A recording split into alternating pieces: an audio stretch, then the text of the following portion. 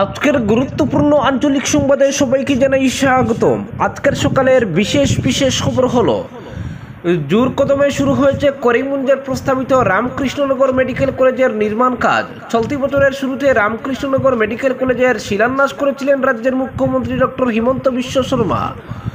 উপস্থিত ছিলেন করিমগঞ্জের সাংসদ কৃপনাথ মালা, বিধায়ক বিজয় মালাকার সহ দলের অন্য বিধায়ক, মন্ত্রী এবং দলের নেতৃত্ব। কয়েকশো কোটি টাকার বরাদ্দ রয়েছে ওই মেডিকেল কলেজটি গড়ে তোলার জন্য। যেমন কথা তেমনি কাজ। রাজ্য সরকারের ছাড়পত্র হাতে পেয়ে বরাদপ্রাপ্ত ঠিকাদার প্রথমে হাত দিয়েছেন টিলা ভূমি কেটে সমতল করার কাজে। প্রায় 20টি এক্সকাভেটর 2 মাস থেকে চালিয়ে যাচ্ছে মাটি কাটার কাজ, চলবে আরও মাস দুয়েক। তবে এরই মধ্যে শুরু হবে সীমানা দেওয়ালের নির্মাণ কাজ বলে সূত্রের খবর। যেহেতু মুখ্যমন্ত্রী শিলান্যাস অনুষ্ঠানে বলে গেছেন আগামী 4 বছরের মধ্যেই সম্পন্ন করা হবে নির্মাণ কাজ, তাই দ্রুত নির্মাণ কাজ এগিয়ে নিয়ে যেতে তৎপরতা দেখা যাচ্ছে বরাদপ্রাপ্ত ঠিকাদারকে।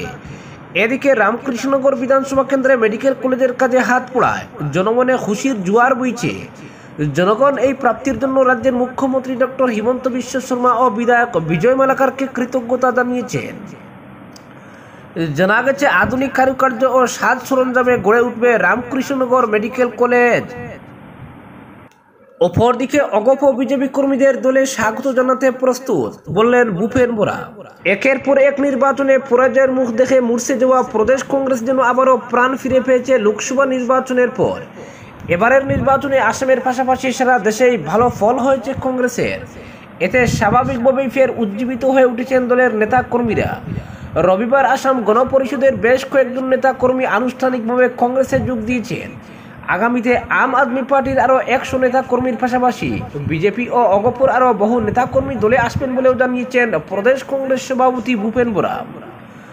শুধু তাই নয়, দলকে নতুন করে সাজিয়ে একেবারে তৃণমূল স্তর থেকে শক্তিশালী করে দলকে সুন্দরভাবে সাজানোর কথাও বলেছেন তিনি। শনিবারে মুখ্যমন্ত্রী হিমন্ত বিশ্ব শর্মা বলেছিলেন 2026 সালের বিধানসভা নির্বাচনের আগে কংগ্রেসে আর কোনো নেতা থাকবে না। রবিবার এর জবাবও দিয়েছেন ভূপেন।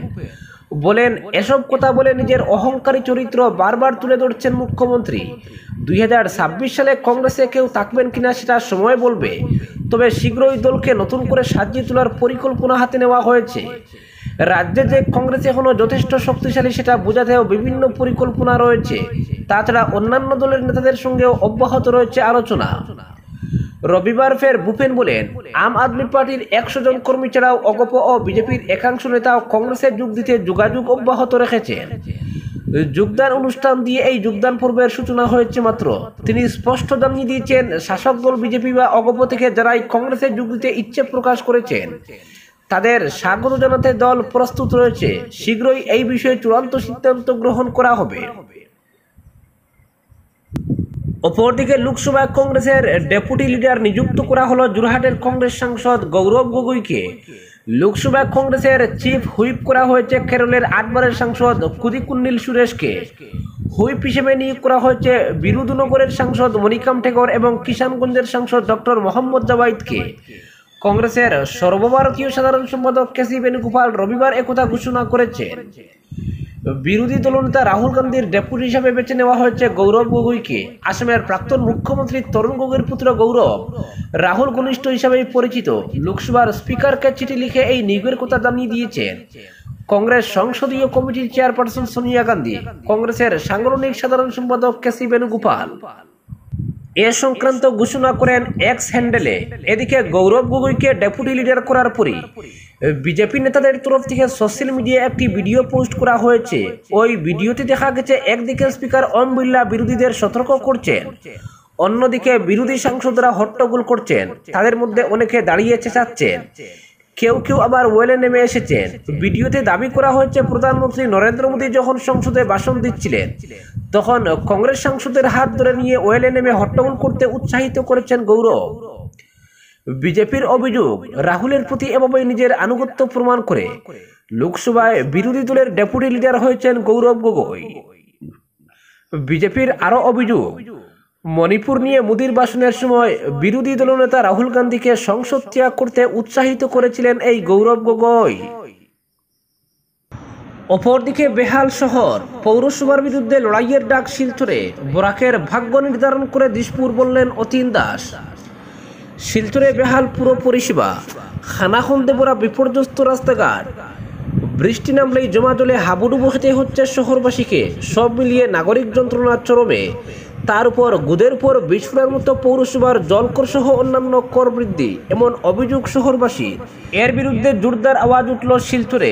সুর চড়ালেন সাধারণ মানুষ, সংস্কৃতি কর্মী থেকে বুদ্ধিজীবীরা। শুধু তাই নয়, নাগরিক সভার প্রতিবাদী মঞ্চ থেকে জন্ম নিল প্রগতিশীল নাগরিক সমন্বয় মঞ্চ, যা থেকে অন্যায়ের বিরুদ্ধে লড়াইয়ের ডাক দিলেন বিশিষ্ট কবি, সাংবাদিক তথা সাহিত্যিক অতীন দাস, আসাম বিশ্ববিদ্যালয়ের প্রাক্তন উপাচার্য অধ্যাপক ডক্টর তপোধীর ভট্টাচার্য সহ বিশিষ্ট ব্যক্তিত্বরা। রবিবার শিলচর সার্কিট হাউস রোডে নাগরিক সভা আয়োজন করে মালুগ্রাম উন্নয়ন মঞ্চ। সভায় অতীন দাস তীব্র ক্ষোভ ব্যক্ত করে বলেন, লাগানরা মাসুল বৃদ্ধি করছে পৌরসভা, রাস্তাঘাট বেহাল, নিয়মিত পানি জল সরবরাহ হচ্ছে না, সমাধান হচ্ছে না জমা জল সমস্যার, বৃষ্টির জলে হাবুডুবু খেতে হচ্ছে শহরবাসীকে। তিনি বলেন, পুরকরের বিনিময়ে স্বাচ্ছন্দ্যযুক্ত নাগরিক পরিষেবা চান মানুষ, তা হচ্ছে না। তিনি কটাক্ষের সুরে বলেন, ডবল ইঞ্জিন সরকার কোথায় কি উন্নয়ন করছে তা সহজেই অনুমেয়। তার কথায়, যেখানে উন্নয়নশীল দেশে গতিশীল সরকার থাকা দরকার, সেখানে উন্নয়নের দক্ষানিনাদ বাজিয়ে মৌলিক সমস্যারই সমাধান করা হচ্ছে না। মেডিকেলে পর্যাপ্ত আসন নেই, ডিলিমিটেশনের মাধ্যমে 2টি বিধানসভা আসন কমিয়ে দেওয়া হলো। ঘোষণা হলেও জিসি কলেজ এখনও বিশ্ববিদ্যালয়ে উন্নীত হয়নি, বরং পাহাড় প্রমাণ সমস্যা তৈরি হয়েছে কলেজে। শিলচরের 3টি স্কুলে 10 কোটি টাকা করে অর্থ বরাদ্দের কথা থাকলেও তা হয়নি। তারাপুর শিববাড়িবাদ কামধেনু হয়ে দাঁড়িয়েছে, বরাক খনন আটকে দেওয়া হয়েছে। 4 বছরের বেশি সময় ধরে শিলচরে পুরো বোর্ড নেই, অথচ সরকার নির্বাচন করতে পারছে না। তার অভিযোগ, বরাক এখনও ঔপনিবেশিক পরাধীনতার শিকার। বরাকের ভাগ্য নির্ধারণ হয় দিশপুর থেকে, ফলে যতক্ষণ পর্যন্ত নির্বাচিত পুরো বোর্ড গঠন হবে না, ততক্ষণ পর্যন্ত পুরকর বৃদ্ধির সিদ্ধান্ত স্থগিত রাখার জোরালো দাবি জানান তিনি। পাশাপাশি পুরসভার এমন হঠকারী সিদ্ধান্তের বিরুদ্ধে লড়াইয়ে জনগণের পাশে থাকার বার্তা দিয়েছেন বর্ষিয়ান এই কবি, সাংবাদিক অধ্যাপক তপোধীর ভট্টাচার্য বলেন, শহরের রাস্তাঘাটের দুরবস্থা সহ্যের বাইরে চলে গেছে, রাস্তায় নেমে আন্দোলন করতে হবে। তিনি শিলচর পুরসভার সরকারি আধিকারিক কর্তৃক বেআইনিভাবে কর বৃদ্ধি করার তীব্র বিরোধিতা করেন। এদিন মূলত শিলচরের প্রস্তাবিত পুর নিগম এলাকার নাগরিকদের অতি গুরুত্বপূর্ণ সমস্যা সমাধানে ভবিষ্যৎ কর্মপন্থা নির্ধারণে শহরের বিশিষ্ট নাগরিকদের উপস্থিতিতে অনুষ্ঠিত হয় নাগরিক সভা। আসাম বিশ্ববিদ্যালয়ের প্রাক্তন উপাচার্য অধ্যাপক তপোধীর ভট্টাচার্য, অধ্যাপক নিরঞ্জন দত্ত, কবি প্রাবন্ধিক অতীন দাস, নাগরিক স্বার্থ রক্ষা সংগ্রাম পরিষদের সাধারণ সম্পাদক হরিদাস দত্ত এবং বিশিষ্ট আইনজীবী ধ্রুব কুমার সাহা প্রমুখ পরিচালিত নাগরিক সভায় প্রারম্ভিক বক্তব্য রাখেন সিআরপিসি নেতা সাধন পুরকায়স্থ। তিনি বলেন, শহর শিলচরের জনজীবন গভীর সংকটের সম্মুখীন। জনপ্রতিনিধিদের অকর্মণ্যতা, উদাসীনতা এবং জেলা প্রশাসনের নিষ্ক্রিয় ভূমিকা এর জন্য মূলত দায়ী। বলেন, পুরসভাকে নিগমে উন্নীত করার অজুহাতে নির্বাচন আটকে রাখা হয়েছে। সরকারি আধিকারিক আইন ভঙ্গ করে জলকর মাসিক 125 টাকা থেকে 300 টাকা, ট্রেড লাইসেন্স ফি, বিভিন্ন ধরনের প্রপত্রের মূল্য, জমির মূল্যায়ন শুল্ক, অট্টালিকার মূল্যায়ন শুল্ক ইত্যাদি কয়েক গুণ বৃদ্ধি করা হয়েছে। এসবের বিরুদ্ধে জোরালো আন্দোলন গড়ে তোলার আহ্বান জানান তিনি। নাগরিক সভার প্রস্তাবনা পাঠ করেন মালুগ্রাম উন্নয়ন অঞ্চলের অন্যতম আহ্বায়ক বাসুদেব শর্মা। সংগঠনের অন্যতম আহ্বায়ক ধ্রুব কুমার সাহা বলেন, জমি ক্রয় বিক্রয়ের ক্ষেত্রে রেজিস্ট্রেশন ফি, স্টাম্প শুল্ক ইত্যাদিও কয়েক গুণ বৃদ্ধি করা হয়েছে। তিনি বলেন, বর্তমানে ভারত সরকার ওয়ান নেশন ওয়ান রেকর্ড তৈরির উদ্দেশ্যে digital India land modernisation system চালু করে সারা দেশে জমির তথ্য অনলাইনে উপলব্ধ করার ব্যবস্থা করেছে এবং জমি ক্রয় বিক্রয়ের ক্ষেত্রেও national generic document registration system চালু করা হয়েছে।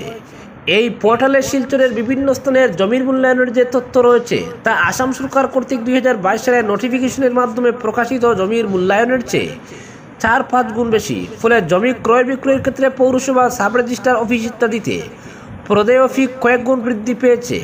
তাছাড়া কাছাড় জেলার যেহেতু 80% জমির সঠিক তথ্য পোর্টালে নেই, তাই জমি ক্রয় বিক্রয়ের ক্ষেত্রে জনসাধারণকে অহেতুক অসুবিধার সম্মুখীন হতে হচ্ছে।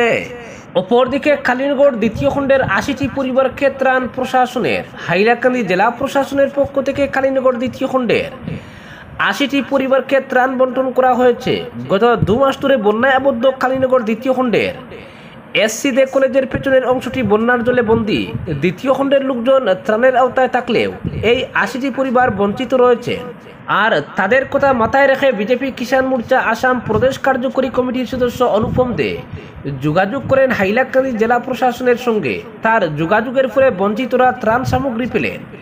শনিবার বিকেলে কালীনগর দ্বিতীয় খণ্ডে একটি ওয়েটিং শিটের ত্রাণ সামগ্রী বন্টন চলাকালে অনুপম জানান, প্রদেশ এসসি মোর্চার সভানেত্রী মন স্বর্ণকারের সঙ্গে যোগাযোগ করে হাইলাকান্দি জেলা প্রশাসনের দ্বারস্থ হন তিনি। অবশেষে প্রশাসন জনতার আবেদনে সাড়া দিয়েছে। তিনি এজন্য খুশি ব্যক্ত করেন, বলেন ত্রাণ পেয়ে কিছুটা হলেও উপকৃত হবেন বানবাসীরা। অপরদিকে দক্ষিণ করিমগঞ্জের বানবাসীদের খোঁজ নিলেন বিধায়ক সিদ্দিক আহমেদ।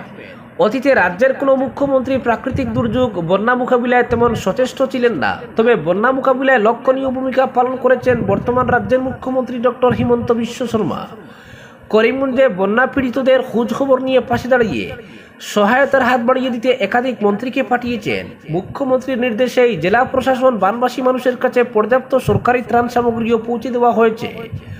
বন্যায় সর্বশান্ত লোকদের ক্ষয়ক্ষতি পাইয়ে দিতে গুরুত্বপূর্ণ পদক্ষেপ নিয়েছে রাজ্যের মুখ্যমন্ত্রী ডক্টর হিমন্ত বিশ্ব শর্মা। এমনই দাবি করলেন দক্ষিণ করিমগঞ্জের বিধায়ক সিদ্দিক আহমেদ। রবিবার বন্যা বিধ্বস্ত এলাকাগুলো পরিদর্শন করে মানুষের ক্ষয়ক্ষতি খতিয়ে দেখেছেন বিধায়ক সিদ্দিক আহমেদ। পরিদর্শনের সময় বিধায়কের কাছে বানবাসীরা অভিযোগ করে বলেন, ক্ষয়ক্ষতির সঠিক পরিমাণ জানতে প্রশাসনের পক্ষ থেকে শিক্ষকদের কাজে লাগানো হয়েছে, কিন্তু একাংশ শিক্ষক সরেজমিনে না গিয়ে মনগড়া সার্ভের কাজ চালিয়ে যাওয়ায় প্রকৃত ক্ষতিগ্রস্তরা বঞ্চিত হচ্ছেন। বিষয়টি জানতে পেরে বিধায়ক জানান, আজ জেলা প্রশাসনের ডাকা বৈঠকে এসব তুলে ধরবেন তিনি। এদিন তিনি সংবাদ মাধ্যমের সঙ্গে কথা বলতে গিয়ে জানান, ডিলিমিটেশনে 2 বিধানসভা কেন্দ্রের প্রায় সমসাময়িক বর্তমান দক্ষিণ করিমগঞ্জ বিধানসভা কেন্দ্রটি। এই কেন্দ্রের সিংহভাগ অংশ লঙ্গাই নদী গেছা পাতারকান্দি এলাকার টিলাবাড়ি থেকে শুরু করে ভারত বাংলাদেশ সীমান্তবর্তী সুতারকান্দি লক্ষ্মীবাজার পর্যন্ত এলাকা জুড়েই দক্ষিণ করিমগঞ্জ বিধানসভা কেন্দ্র। এবার লঙ্গাই নদীর 3টি জায়গায় বাঁধ ভাঙ্গার ফলে দুবার বিধ্বংসী বন্যায় বর্তমান দক্ষিণ করিমগঞ্জ বিধানসভা কেন্দ্রের প্রায় 22টি জীবিতে মারাত্মক ক্ষতি হয়েছে। হাজার হাজার বাড়িঘরের ক্ষতি সাধন করেছে। অসংখ্য পুকুর মাছ পালনের খামার ডুবিয়েছে। শতাধিক শিক্ষা ও ধর্মীয় প্রতিষ্ঠান, জল প্রকল্পেরও ক্ষতি হয়েছে। সবগুলো গ্রামীণ পূর্ত রাস্তারও মারাত্মক ক্ষতি সাধন করেছে। এখনো বহু রাস্তা জলের তলায় রয়েছে। হাজার হাজার বিঘা কৃষিক্ষেতের ফসল বিনষ্ট করে কৃষকদের পথে বসিয়ে দিয়েছে। তবে বন্যা পীড়িত অসহায় মানুষের কাছে রীতিমতো ত্রাণ সামগ্রীও পৌঁছে দেওয়া হয়েছে। তবে পর্যাপ্ত গোখাদ্যের অভাবে অসংখ্য গৃহপালিত পশু মারা গিয়েছে। নদীবাঁধ এখনো মেরামত না হওয়ায় বন্যাতঙ্কে ভুগছেন মানুষ। এখনো কৃষি জমি থেকে জল না নামায় সাইল ক্ষেত নিয়েও অনিশ্চয়তায় পড়েছেন চাষিরাও। এদিকে বিধায়ক সিদ্দিক আহমেদ বলেন, বন্যা মোকাবিলা সহ করিমগঞ্জের বন্যা পীড়িত মানুষের সমস্যার খোঁজ নিতে একাধিক মন্ত্রীকে পাঠিয়েছেন রাজ্যের মুখ্যমন্ত্রী। অসহায় মানুষের কাছে পর্যাপ্ত ত্রাণ সামগ্রীও পৌঁছে দিতে জেলা প্রশাসনকে নির্দেশ দিয়েছিলেন। এদিন মুখ্যমন্ত্রীর ভূয়সী প্রশংসা করেন বিধায়ক সিদ্দিক আহমেদ। বলেন, অতীতে রাজ্যের কোনো মুখ্যমন্ত্রী প্রাকৃতিক দুর্যোগ নিয়ে তেমন সচেষ্ট ছিলেন না। বিধ্বংসী বন্যায় দক্ষিণ করিমগঞ্জের যাবতীয় ক্ষয়ক্ষতির বিষয়টি ইতিমধ্যে মুখ্যমন্ত্রীর নজরে এনেছেন তিনি। বিশেষ করে লঙ্গাই নদীর বাঁধ মেরামত সহ বন্যায় বিধ্বস্ত সবগুলো গ্রামীণ রাস্তা সংস্কারের বিষয়টিও মুখ্যমন্ত্রীর কাছে তুলে ধরেছেন বিধায়ক। আজকের বিশেষ সংবাদ এখানেই সমাপ্ত।